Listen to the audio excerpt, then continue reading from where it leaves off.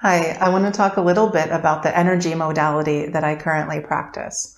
And I'm not going to talk so much about what exactly it is or what might happen during a session. I'll explain that in another video.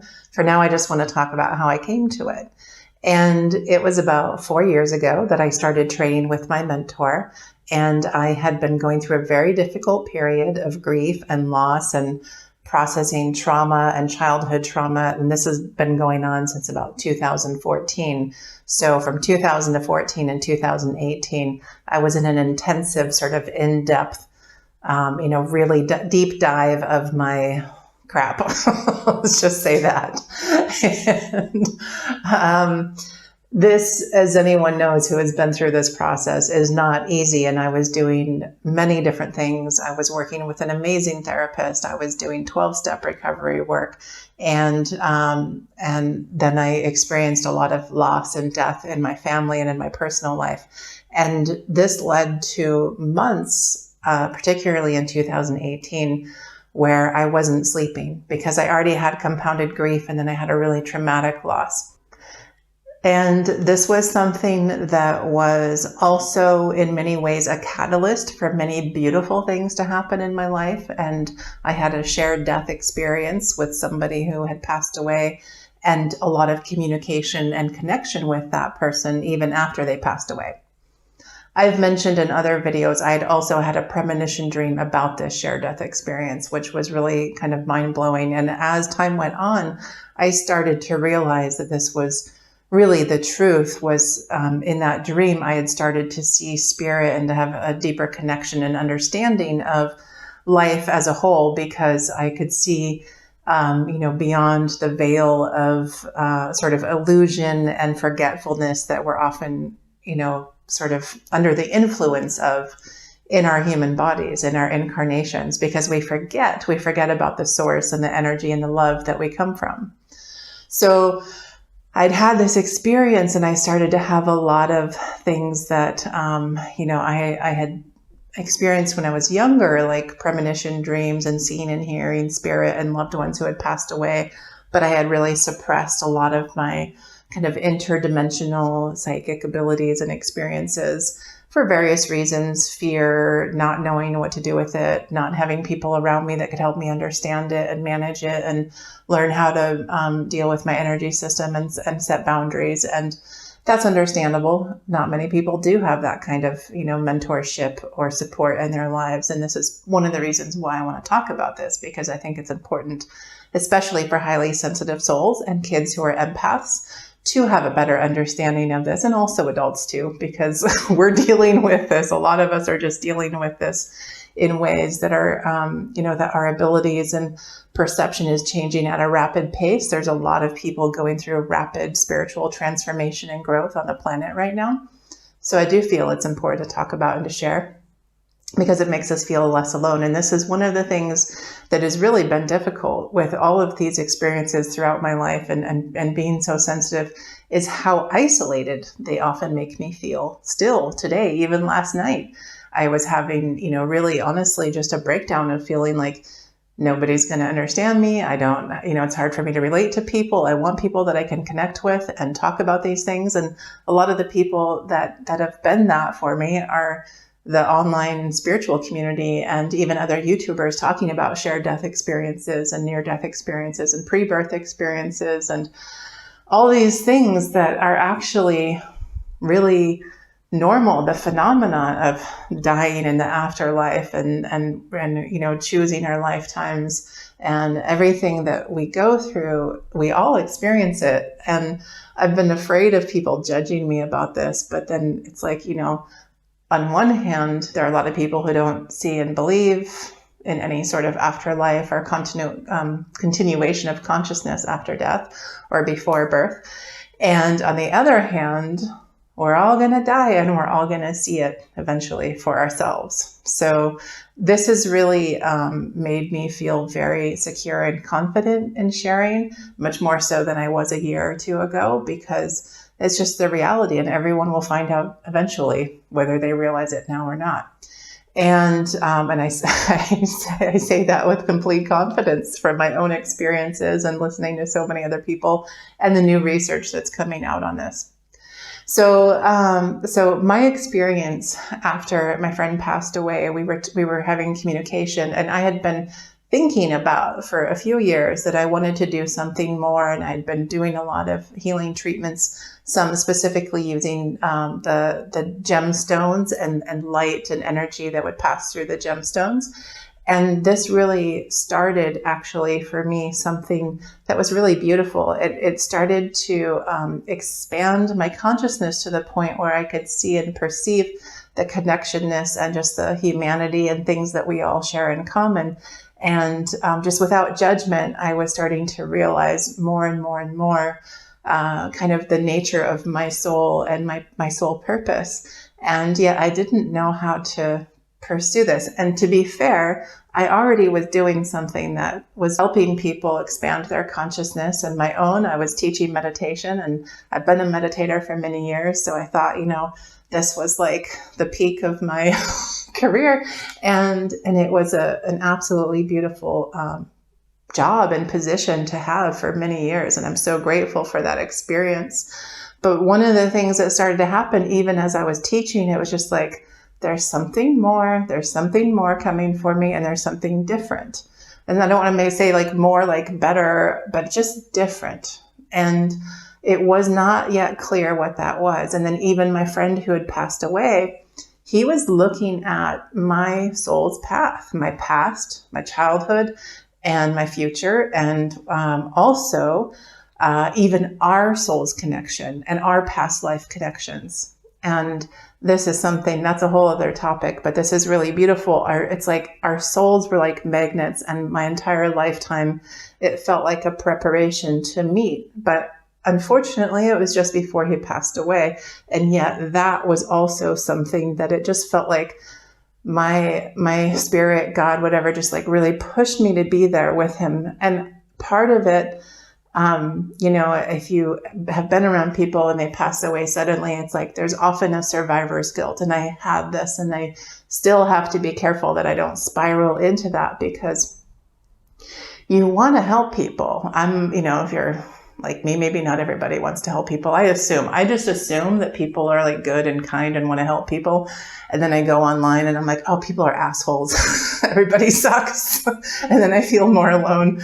But let's assume that generally most people are good and that they want to help people. And so I was going through this intense survivor's guilt and replaying of everything that I could have, should have, would have, and it was just dark. And for a few months, it was this pit, this just absolute pit of despair. It was like a black hole that I just couldn't get out of. And then finally, I reached out because I'd been communicating with this person a few months earlier through a psychic medium, this beautiful psychic medium, Britt Hart, and her twin sister, Asia Harrison. I still consult with them from time to time because they're just absolutely phenomenal. So I reached out to Britt and I was like, can we meet? I don't know what to do right now. And she said that he was like showing her that I was in like this black swirl, like this tornado. And I needed help, and I needed help to get out of it. And that I was going to be doing something else, something different, some healing work. But at that time it was like critical, like get Aaron to a safe place, get, emotionally, energetically, physically, spiritually, everything. I was just in an absolute pit of despair and doom.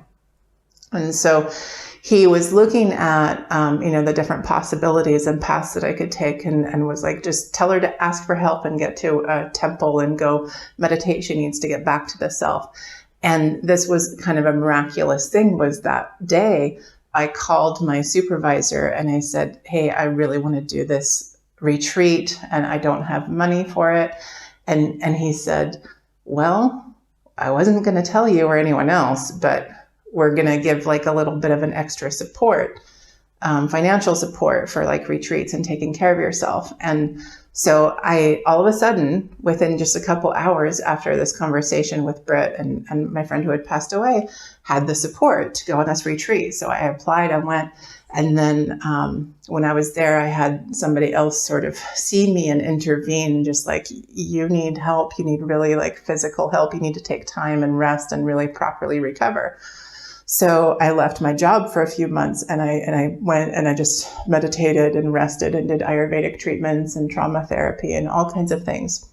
Now, because I'd been having this experience with my friend who passed away and was suddenly like really open to everything that was beyond the veil, spirit, everything in general, I was really actually angry. I was so pissed off that I had not been taught how to deal with this as an empath. We're so susceptible to energy and other people's energy, and just even like walking down the street or standing next to somebody, it's like, you're just like this sponge and you soak up all this energy. And so how to deal with it and process it and set proper boundaries, which I had been working on in my personal life for a few years, but I knew I really needed help. And I also wanted to understand, because I knew that this was actually a gift, that this was something that was going to be useful for me and possibly other people, but I didn't fully understand how. And I honestly feel like I'm still starting to see it. So I had been drawn to the healing arts, and now my friend who had passed away was showing Britt that I was going to be doing this other healing thing, and I didn't know what it was. And when I went back to the retreat facility a few weeks later, I was starting to get just more settled and more rested and more clear, even just after a few days. And there was a day in the Vedic tradition called Dhanvantari Day. And on Dhanvantari Day, that morning, I was, processing this grief, and I just had this huge heaviness in my heart and this pain of just like, I felt like I had lost a brother. And I was thinking about somebody who I really care about, who is still alive. And after my meditation, I was just kind of lying down, resting for a while. And I was thinking about this person who I really love, who's still alive. And I suddenly saw myself sitting next to him, and he was in a hospital bed. And I was just telling him how much I love him and how much he means to me, and that I want to be closer, and I just really appreciate him. And then I went back to my room, and I got a text message from someone saying that this person was in the hospital and he was having surgery that day. And I had no awareness of that prior to this experience. And during the day, I was listening to all of these Vedic monks doing the chanting because it was Dhanvantari Day, because I was on this spiritual campus, and there was a Hindu temple there where there was a lot of ceremony and puja happening for Dhanvantari Day. And I was still anxious that this person might pass away in surgery. So, I had this really severe anxiety and post-traumatic stress from my other friend passing away. And when I went to sit down, I was about to start my evening meditation. I hadn't even started it yet, but I just sat and kind of was getting settled into my seat, and I put my hands out and I closed my eyes. And as soon as I did that, I could see my friend who had passed away approached me and sat right in front of me, and he put his hands on my hands, and this light burst through my heart. And I've had similar experiences like this, like before 9/11, this light came bursting through my heart and actually projected the whole scene of 9/11. The day before it happened, I saw the whole thing just projected from my heart. And I've had other experiences where this light from my heart projected like up, and I got all this information about a certain person that I ended up meeting and working with for a long time. And this has happened a few times in really significant moments. And this light burst up through my heart, up through my third eye. And then all of a sudden a wormhole appeared in front of me, and I went right through it. My consciousness, it was more like I wasn't like physically bilocating or completely out of the body, because I was also still in the body. It was more like bilocation. So my consciousness went through the wormhole, part of it did anyway. And then I was floating in the hospital room where my friend was having surgery, this person that I care about. And I could hear the equipment, and I knew that they were okay. And I was still like, this is, it was a very real experience. And then suddenly, I came fully back into my body, but this light and energy from my heart had just infused every aspect of my being. And I felt so powerful and blissful and light and energized, like I could have just floated, like any little thought, I just felt like my whole body was just so light. And I really did feel like I was floating, like it was so effortless. Any motion to go off the ground, it was just like I was just floating. And this was such a powerful, palpable experience that I really think stayed with me for a long time. And then a few weeks later, I'd been talking to some friends, and a few weeks later, I met a woman that a friend of mine had referred me to, because I was like, I really need somebody to work with. I need to understand what's going on, what I'm going through, who can see and understand spirit and help me energetically and help me spiritually. And that person was an absolute angel. She came into my life at just the right time. She's a death doula, like a death midwife. Her name is Jennifer, and she does Sunpoint energy realignment. And she had been studying with another woman named Janet, who I then began training with a few months later.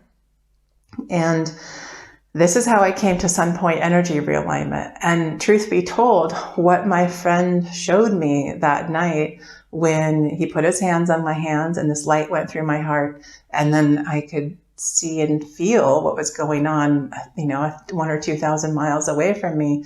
This is something now that I've been doing regularly. And just within an instant, I can connect with, clients, friends, family on the other side of town or the other side of the world, and perceive what's going on in their mind, body, spirit complex, and to help balance it out. But it's not that I'm doing it.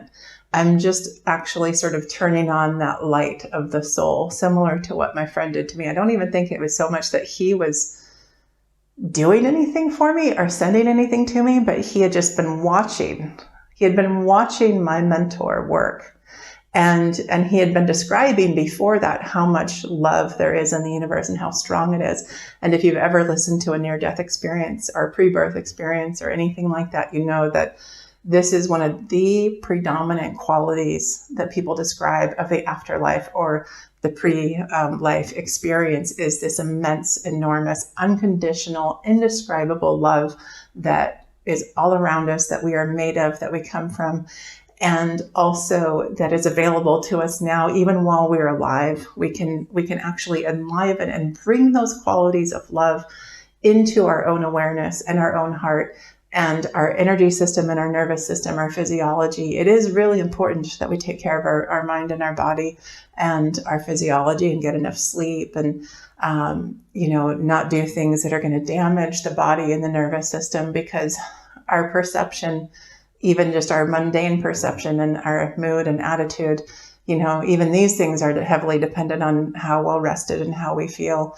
But, even these finer, subtle, celestial perceptions are even more reliant on, our physiology being in good condition if we're going to live it here. And we are alive and we can. And this is why we're here. Many of us, I don't think everyone necessarily even wants or desires higher states of consciousness or enlightenment or to make world peace. Again, there are a lot of people that are just assholes. And I think that there's hope for them too, because what is it? It's the absence of this love. And the more of us who experience it and radiate it out, whether those people even realize it or not, they're going to be positively affected by it.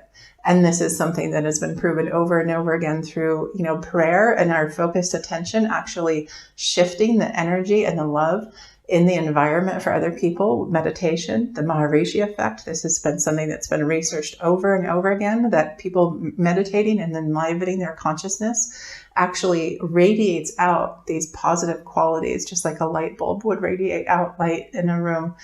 So it's very, actually, in some ways, many ways, very simple. It is love. It is the quality and experience of just pure unconditional love and joy. And it's not always our default mode. Let's be honest. We get tired, grumpy, cranky, sick, blah, blah, blah, blah, blah. We have financial issues. relationship issues and job issues, all these things that can seem to just be so frustrating and limiting.